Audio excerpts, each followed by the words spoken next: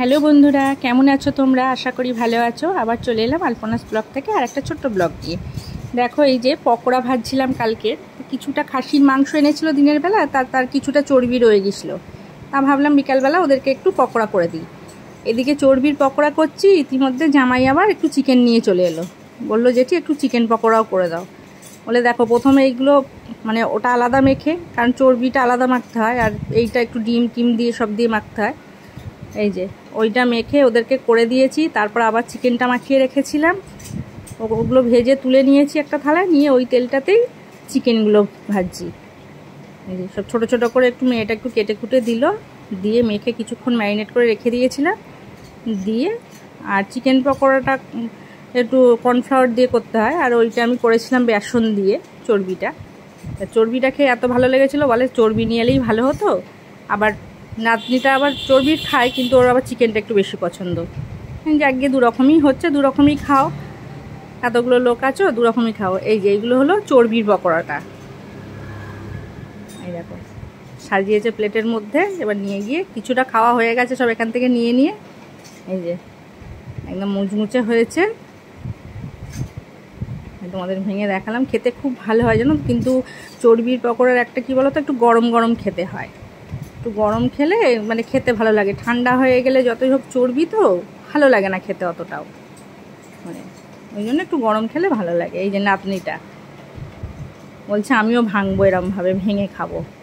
এই যে দেখো ভেঙে আর খেয়ে জিজ্ঞেস করছি কেমন হয়েছে, বলছে ভালো হয়েছে দিদু বলে নিয়ে গিয়ে দাদুর কাছে নিয়ে গিয়ে বসে এসব খাওয়া খাই হচ্ছিল। এই দেখো না পাগলিটাকে।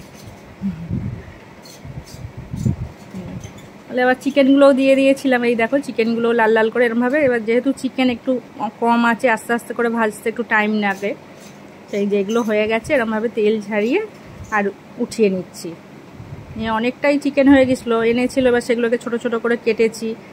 আর সন্ধ্যেবেলা এইসব একটু খেতে ভালোবাসে। আর কত বাইরের খাবার আশা করি, বাইরের খাবার তো, বাইরের পকোড়া তো মানে এনে আমরা ফেলে দিয়েছি, এইরকমও হয়েছে। আর দেখো ভেজে সব গুছিয়ে গাছিয়ে তুলে দিয়েছি, নিয়ে খা, ঘরের তো কোনো অসুবিধা নেই, ফ্রেশ তেল দিয়ে ভেজে দিচ্ছি, কোনো খারাপ কিছুই নেই। ওই প্লেটটার মধ্যেই আবার ওগুলো শেষ করে আবার চিকেনগুলোকে নিয়ে বসেছে। তোমরাও বানিয়ে এরমভাবে খেয়ে আর আমার ভিডিও কীরকম লাগছে প্লিজ তোমরা কমেন্টে জানিও। আমার চ্যানেলটিকে সাবস্ক্রাইব করে দিও, আর যারা ফেসবুক থেকে দেখছো আমাকে একটু ফলো করো। এই যে নাতনি দেখো একটা নিয়েছে, ওটা একটু হাড়, মানে এদিকে গরম ভাঙতে পারছে না, সে যুদ্ধ হচ্ছে ওটা নিয়ে। দেখো এই যে কোনো রকমে করে, আর গরম আছে তো, ছেলে মানুষের হাত গরম লাগছে, লাস্টে ওটাকে পারলো না, ওরকম খুবলে খাবলে ছেড়ে দিয়েছিল।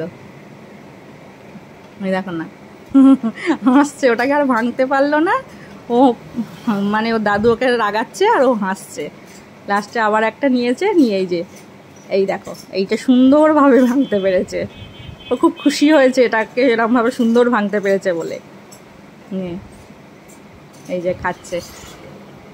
ঠিক আছে, তাহলে তোমরা একটু লাইক কমেন্ট করো, লাইক করলে আমি একটু উৎসাহ পাই ভিডিও করার। আর আমার ফেসবুকে পেজটা ফলো করে দিও। তাহলে আজকের মতো আসলাম, সবাই ভালো থেকো, সুস্থ থেকো, আবার দেখাবে অন্য ভিডিও। টাটা।